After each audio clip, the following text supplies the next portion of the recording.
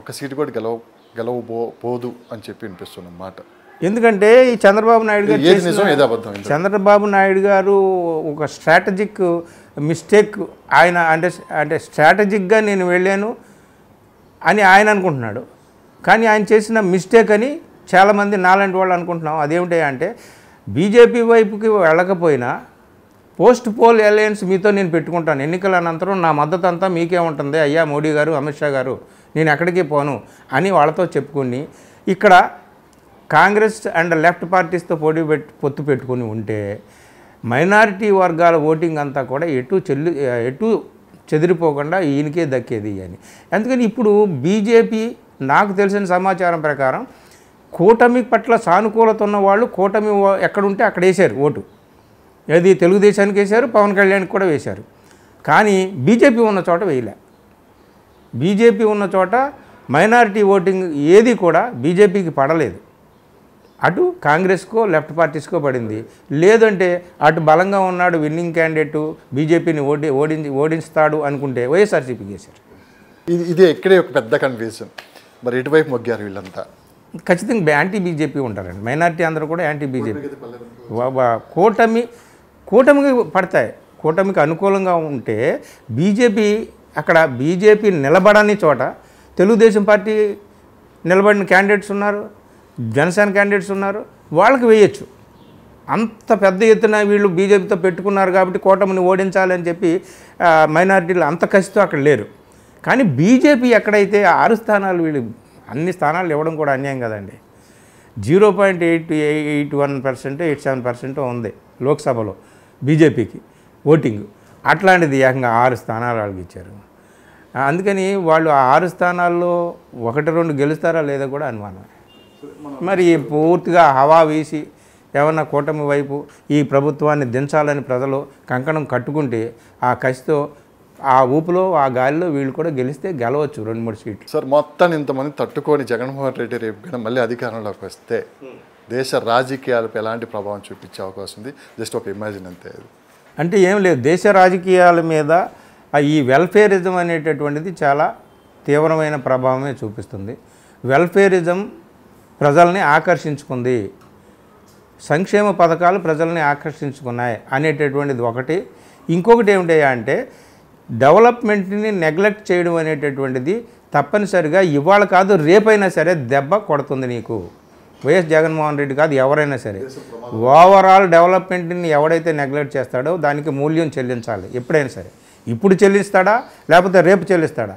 అందుకనే దేశవ్యాప్తంగా దీని ప్రభావం ఉంటుంది. ఎందుకంటే వైఎస్ జగన్ చేసినటువంటి అమలు చేసిన సంక్షేమ పథకాలు లబ్ధి పొందినటువంటి కింది స్థాయి వర్గాల ప్రజలు. సో వీటి పట్ల చాలామంది ఇప్పటికే చాలామంది వెస్ట్ బెంగాల్ లాంటి చోట్ల చూస్తున్నారు. ఆంధ్రప్రదేశ్లో ఏం పథకాలు అమలు చేస్తున్నాడు జగన్, ఏమిటి, ఎందుకు ఇట్లాగా ఉంది అనేటటువంటి. రేపొద్దున ఇంకా జగన్కి ఆ పాజిటివ్ యాటిట్యూడ్ అతని పట్ల పెరగవచ్చు. కానీ దేశ రాజకీయాలు ఎలా ఉంటాయో తెలియదు కదా మనకి. రేపు ఎన్డీఏ అధికారంలోకి వస్తుందా లేకపోతే ఇండియా అధికారంలోకి వస్తుందా, ఎవరు ఏమిటి అనేటటువంటిది తెలియదు. అక్కడ పెద్ద అనుమానం ఉంది, అక్కడ పెద్ద సస్పెన్స్ నెలకొని ఉంది. అక్కడ ఈ జగన్మోహన్ రెడ్డి లేదా ఈ చంద్రబాబు నాయుడు వీళ్ళు ఏ పాత్ర పోషించబోతున్నారు, ఇది పెద్ద సస్పెన్స్. ఇవన్నీ కూడా చాలా ఇంటర్లింక్డ్ ప్రాబ్లమ్స్ ఇవన్నీ కూడా. సో ఫైనల్గా అంటే నాయకులు అయితే రిలాక్స్గా ఉన్నారు. సో సర్వే సంస్థలు కావచ్చు, యూట్యూబ్ ఛానల్స్లో రకరకాల పోటాపోటీగా ఎవరి పార్టీకి అనుకూలంగా వాళ్ళ రిజల్ట్ కూడా ఇచ్చేస్తున్నారు. ఎలక్షన్ కమిషన్ కూడా ముందే చెప్పింది 1వ తేదీ వరకు ఎవరు ప్రకటించొద్దని.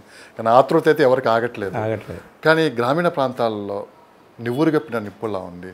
రేపు ఏ పార్టీ అధికారంలోకి వస్తుందో, రేపు మా పరిస్థితి ఏంటి అంటే ఎట్లా అయిపోయిందంటే లాస్ట్కి ఊరు అంటే ఒక విలేజే మనం తీసుకున్నాం, విలేజ్ వదిలిపెట్టి వెళ్ళే పరిస్థితుల దాకా వచ్చేసింది. అంత ప్రమాదకరమైన రాజకీయ క్రీడ అనేది పర్సనల్గా తీసుకోవద్దండి. నేను నిన్న ఒక వీడియో చేశాను బీజేపీ ప్రకటనల మీద సుప్రీంకోర్టు చేసిన వ్యాఖ్య అని. బెంగాల్లో ఏం చేశారు, బీజేపీ వాళ్ళు ప్రకటనలు ఇచ్చారు. యాడ్స్ ఇస్తాం కదండి, రేడియోలోను వీడియో టీవీల్లోనూ పోస్టల్ రూపంలోనూ ప్రకటనలు చేస్తాం కదా. అది వ్యక్తిగతంగా వెళ్ళిపోయారు మమతా బెనర్జీ మీద లేదా వ్యక్తిగత నాయకుల మీద. ఇట్లాగా మీరు రాజకీయంగా మీకు ఉన్నటువంటి ప్రత్యర్థులు వాళ్ళు రాజకీయ ప్రత్యర్థులు మాత్రమే. They are your rivals in politics, not your enemies అని అంది సుప్రీంకోర్టు. అదేమిటంటే నీ రాజకీయ ప్రత్యర్థి మాత్రమే, వాడు నీ శత్రువు కాదు. నువ్వు ఒక దేశం, వాడొక దేశం కాదు. మీరు యుద్ధం చేసుకోవటం లేదు దేశాల కోసం. గుర్తుపెట్టుకోండి, ఒకరిని ఒకరు గౌరవించుకోవాలి. ఒకరిని అగౌరవపరచడం, ఒకరిని అవమానపరచడం, ఒకరి ఆత్మగౌరవాన్ని కించపరిచేటటువంటి పనులు చేయడం, ప్రకటనలు చేయడం మానుకోండి అని చెప్పి మొట్టిగాలు వేసింది, బుద్ధి చెప్పింది సుప్రీంకోర్టు. ఇక్కడ కూడా గ్రామ స్థాయిలో కూడా వీళ్ళు కూడా గమనించాలన్నమాట. పార్టీలు రెచ్చగొట్టకూడదు కార్యకర్తలు కూడా రేపు మర్చిపోవాలన్నమాట. మనం ఎన్నికల కోసం కొట్టుకున్నాం, అయిపోయింది, వాళ్ళు బాగానే ఉంటారు, రేపు పదవులు అనుభవిస్తారు, మనంతరం కూడా మళ్ళీ తెల్లారులేస్తే మోటాముళ్ళే సర్దుకొని పనిపాట్లకు పోవాల్సిందే ఎవడైనా సరే అని చెప్పి కార్యకర్తలు కూడా ఈ విషయాన్ని గమనించాలి. ఈ వ్యక్తిగతమైనటువంటి కక్షలు, కార్పణ్యాలు వీటిని పేర్చి ఉంచుకోకూడదు. దానివల్ల ఈ గొడవలు జరుగుతున్నాయి, దానివల్ల ఇన్ని హింసలు జరుగుతున్నాయి అన్నమాట. అట్లాంటిది ఈ రాజకీయ స్పర్ధ అనేటటువంటిది, స్పర్ధయా వర్ధతే విద్య అని విద్య విషయంలో చెప్పారు. కానీ స్పర్ధ వల్ల నీ రాజకీయ అభివృద్ధి జరగాలి తప్ప స్పర్ధ వల్ల వ్యక్తిగత కక్షలు, కార్పణ్యాలతో హింస జరగకూడదు. దీన్ని నాయకులు, కింది స్థాయి కార్యకర్తలు గమనిస్తే ఎలాంటి హింస మనకు ఉండదు. అన్ని ఎన్నికల తర్వాత, ఫలితాల తర్వాత అంతా ప్రశాంతమైన వాతావరణం ఉంటుంది. అలా ఉండాలని మనం కోరుకుందాం. కానీ మీరు మీ వీడియోస్ ద్వారా ఎన్నో అవేర్నెస్ ప్రోగ్రామ్స్ తీసుకొని వస్తూ ఉంటారు, అంటే పొలిటికల్గా అనాలిసిస్ చేస్తారు. కానీ ఆంధ్రప్రదేశ్లో ఇప్పుడు పరిస్థితులు అయితే ఒక యుద్ధ వాతావరణం అయితే నడుస్తుంది. అంటే మీ వీడియో ద్వారా ప్రజల్ని మేల్కొల్పడానికి కొన్ని వీడియోలు చేసే అవకాశం ఏమైనా ఉందంటారు మీ ఛానల్లో? తప్పనిసరిగా ఒక సీనియర్ జర్నలిస్ట్గా తప్పనిసరిగా చెప్పాలండి. నాలాంటి వాళ్ళు చెప్పాలి, చెప్తాను కూడా. అంటే నిర్భయంగా చెప్పాల్సిన వాళ్ళు, సత్యం మాట్లాడాల్సిన వాళ్ళు మాట్లాడాలి, బాధ్యతగా మాట్లాడాలి. మరి దేశాన్ని పరిపాలించేటటువంటి సింహాసనం మీద కూర్చున్నటువంటి బాధ్యతాయుతమైన వ్యక్తే ఏ బాధ్యత లేకుండా మాట్లాడుతున్నప్పుడు మనం బాధ్యతగా మాట్లాడాలన్నమాట. నాకు దేవుడు పంపాడు నన్ను ఈ భూమి మీదకి, నేను అమ్మకి పుట్టలేదు, ఒక బయలాజికల్గా మా అమ్మ నన్ను కన్నదే కానీ నేను దేవుడు పంపితే వచ్చానని మాట్లాడుతుంటుంటే ప్రధానమంత్రి, మరి ఇట్లాంటి దేశంలో మనం ఉన్నాం. మనం ఏం మాట్లాడాలి?